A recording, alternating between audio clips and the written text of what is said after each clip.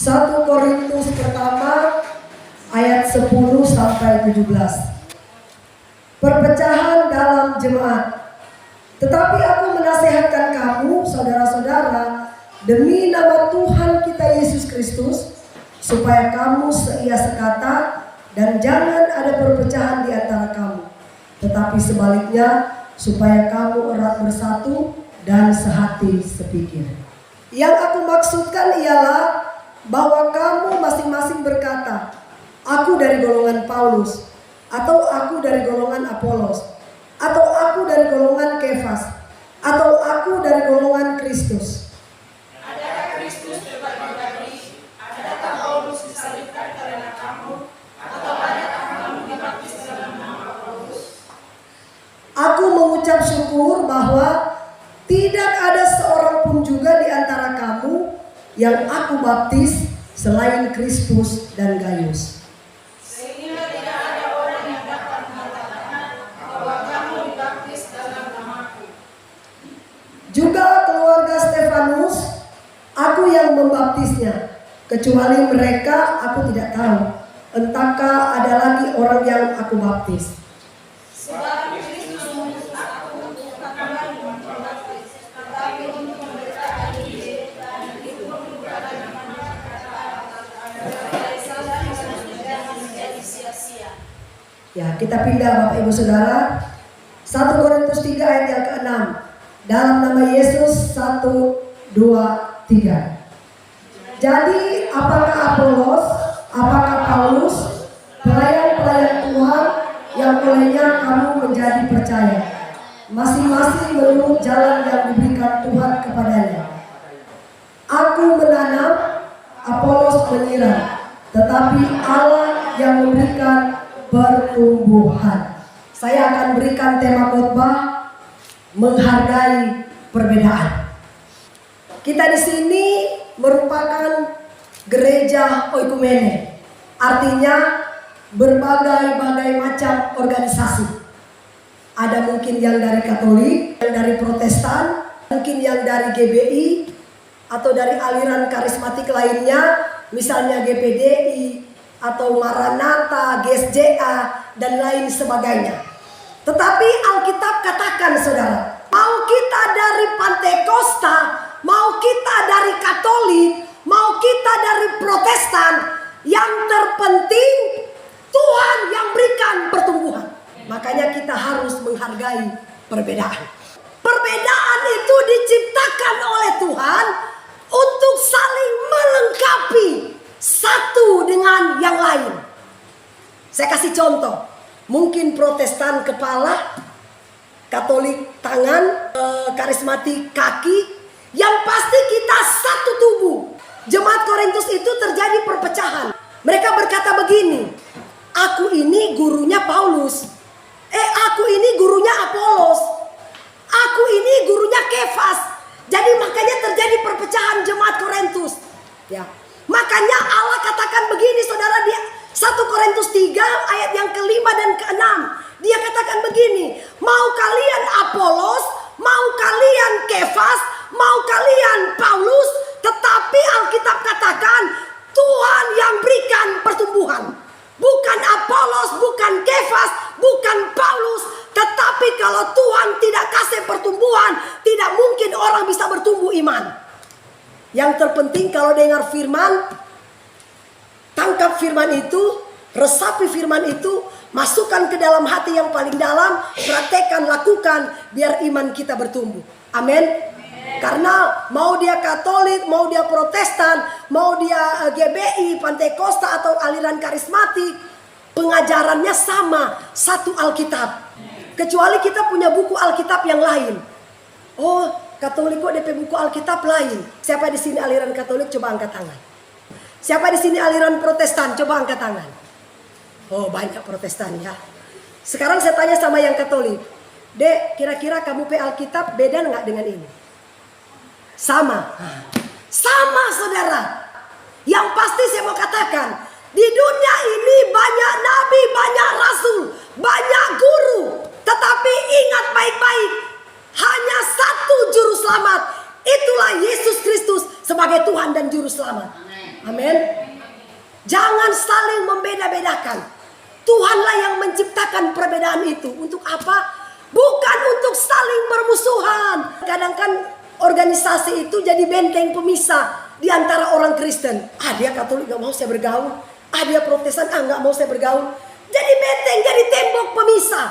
Kita robohkan tembok itu melalui apa? Melalui firman Allah. Amin. Karena hanya Kristus yang memberikan pertumbuhan dan hanya Kristus yang membawa kita masuk ke dalam kerajaan surga yang kekal. Berbicara tentang perbedaan. Tuhan menciptakan ada laki-laki, ada perempuan. Sekarang saya tanya, kenapa Tuhan menciptakan ada laki-laki, ada perempuan? Kira-kira Grace bisa lahir tanpa suami enggak? Enggak bisa. Makanya saling melengkapi. Tuhan lengkapi dengan laki-laki supaya Mama Grace itu bisa mengandung, melahirkan, dipersatukan di dalam persekutuan yang kudus, maka lahirlah si Grace. Amin. Itu contohnya saudara. Saling melengkapi bukan saling diperdebatkan. Makanya kenapa saudara kita harus setia gereja, supaya hati kita ini harus diisi, disiram dengan firman Allah. Saya memberitakan firman di tempat ini. Walaupun saya berkhotbah saudara, bertahun-tahun saya berkhotbah, biar jemaat bertumbuh. Kalau Tuhan tidak buka hati saudara, tidak mungkin kita bisa bertumbuh. Karena Alkitab yang katakan, mau Paulus, mau Kefas, mau Apolos, Tuhan yang kasih pertumbuhan, bukan mereka. Bangsa kita juga punya banyak perbedaan. Baik perbedaan suku, perbedaan ras, perbedaan budaya, dan perbedaan agama. Ada dari agama Muslim, ada dari agama Katolik, dari agama Protestan, agama Buddha, agama Hindu. Tetapi semua itu memang diizinkan oleh Tuhan untuk apa? Saling melengkapi satu dengan yang lain. Kita jangan ada permusuhan satu dengan yang lain. Amin. Dan Tuhan katakan semua itu harus dilandasi atas kasih Kristus. Agama Kristen dengan agama yang lain seringkali bermusuhan.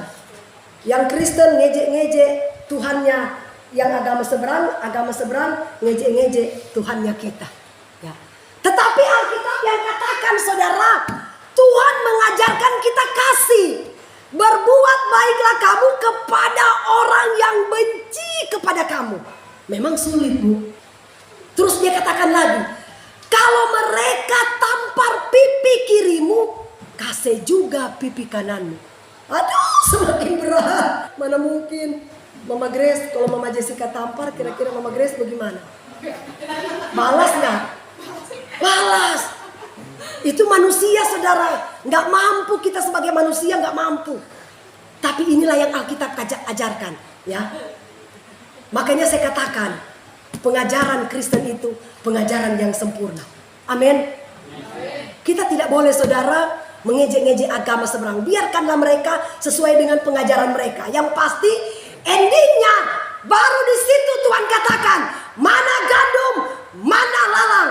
Gandum masuk surga, lalang pasti masuk ke dalam neraka. Karena Alkitab yang katakan, tidak ada seorang pun sampai kepada Bapa kalau tidak melalui Yesus Kristus. Tapi Alkitab katakan, satu saat nanti Tuhan akan pulihkan Bani Kedar.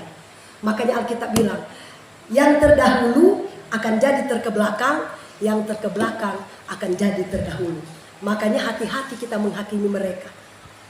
Kita yang sudah Kristen dari nol, dari sekolah minggu, dari saat kita lahir, kita merasa kita sudah diselamatkan, tapi banyak juga orang-orang Kristen yang murtad, iya kan?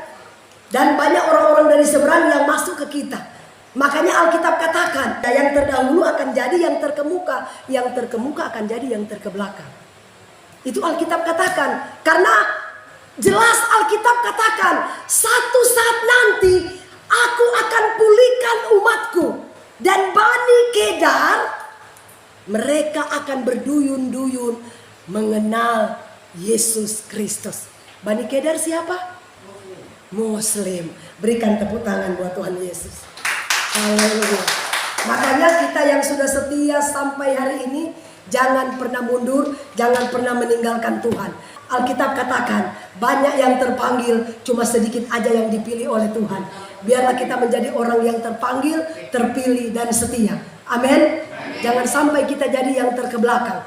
Kadangkala saudara, kita dengan sesama teman atau sesama tetangga saling bermusuhan. Gak mau ngomong satu dengan yang lain. Kira-kira kalau dia masih bermusuhan dengan tetangga, besok dia mati. Mama Grace, dia masuk surga apa tidak? Tidak. Karena Tuhan yang bilang, barang siapa tidak mau mengampuni orang yang bersalah, Tuhan juga tidak mau ampuni kita. Berarti kalau kita mati di saat masih simpan dendam, pasti jelas itu alamatnya neraka. Makanya siapa yang masih menyimpan kepahitan dendam, bereskan saat ini. Amin. Sudah dengar firman, bereskan. Kalau lihat ada tetangga-tetangga yang masih benci kita, datangi dia tidak mau ampuni kita, nggak masalah. Yang penting kita sudah datangin, minta ampun walaupun kita yang benar, nggak apa-apa. Kita datangin, kita minta maaf. Kalau memang dia tidak mau memaafkan kita, yang penting kita sudah lakukan bagian kita. Masalah dia tidak mau mengampuni, itu urusan dia dengan Tuhan. Dan Alkitab katakan, dengarkan baik-baik. Kalau kita melihat orang melakukan dosa, contoh, kemudian kita tegur orang itu, tiba-tiba dia berbalik membenci kita, ya, itu bukan kepahitan, saudara. Tuhan katakan, kalau kita tegur, kemudian dia tidak mau dengar, akhirnya dia membenci kita, Tuhan bilang, tandai orang itu, jangan bergaul dengan dia. Bukan berarti kita memusuhi dia, tapi Tuhan cuma bilang jangan bergaul. Karena apa? Jangan sampai kita yang sudah di dalam, karena kita bergaul terus dengan dia, kita ikut terjerumus. Jadi beda saudara kalau kita membenci, ya beda kalau kita kepahitan, antara mau lihat orang itu aja kita benci, kita buang ludah, iya toh. Tapi kalau kita tegur dia karena kesalahan, terus dia tidak mau bergaul dengan kita, nggak apa-apa. Itu urusan dia dengan Tuhan. Tapi Tuhan bilang nggak usah bergaul dengan dia, tandai aja orang itu. Yang pasti saya mengajarkan Bapak Ibu Saudara supaya kita dewasa di dalam Tuhan. Coba kita buka dulu Alkitab. Roma 12 ayat 19 sampai 21. Saudara-saudaraku yang kekasih, janganlah kamu sendiri menuntut pembalasan, tetapi berilah tempat kepada murka Allah. Sebab ada tertulis, pembalasan itu adalah akulah yang akan menuntut pembalasan, firman Tuhan. Tetapi jika seterumu lapar, berilah dia makan. Jika ia haus, berilah dia minum. Dengan berbuat demikian, kamu menumpukan bara api di atas kepalanya. Janganlah kamu kalah terhadap kejahatan, tetapi kalahkanlah kejahatan dengan kebaikan. Luar biasa Alkitab ini saudara. Nggak mampu kita lakukan. Mama Jessica orang sudah buat salah, tapi Tuhan bilang kasih dia makanan. Kira-kira begitu nggak Mama Jessica lakukan? Orang sudah benci kita, orang sudah musuhi kita, tapi Tuhan bilang bawakan dia makanan. Mampu nggak? Mampu nggak Mama Grace? Tapi harus belajar. Amin. Karena Tuhan yang katakan saudara. Saudara-saudaraku yang kekasih, janganlah kamu sendiri menuntut pembalasan, tetapi berilah tempat kepada murka Allah, sebab ada tertulis, pembalasan itu adalah hakku. Akulah yang menuntut pembalasan, firman Tuhan. Saudara, Alkitab katakan, kalau seterumu lapar, beri dia makan. Kalau seterumu haus, kasih dia minum. Kalau dia telanjang, kasih dia pakaian. Aduh, berat Tuhan, mana mampu? Tidak mampu. Tapi kalau kita mampu melakukan ini, Tuhan katakan, pembalasan itu adalah hak Tuhan. Amin. Berikanlah kesempatan kepada murka Allah yang membalas perbuatan orang itu. Jangan kita yang balas. Sebab kalau kita yang balas, Tuhan tidak akan pernah beracara untuk orang itu. Tapi ketika kita tidak balas, tapi kita tetap mendoakan orang itu, ketika Tuhan beracara untuk orang itu, Tuhan hajar karena Tuhan mengasihi, Tuhan bawa dia kembali pulang ke rumah Tuhan. Amin. Efesus 4 ayat 2. Hendaklah kamu selalu rendah hati, lemah lembut dan sabar. Tunjukkanlah kasihmu dalam hal saling mengasihi. Ini ayat-ayat tentang mengasihi. Hendaklah kamu sabar, saling mengasihi dengan rendah hati. Aduh, sulit saudara. Melakukan firman ini sulit. Tetapi berdoalah kepada Tuhan, karena hanya Tuhan yang sanggup memberikan kemampuan bagi anak-anak Tuhan. Amin. Haleluya, Tuhan berkati kita semua.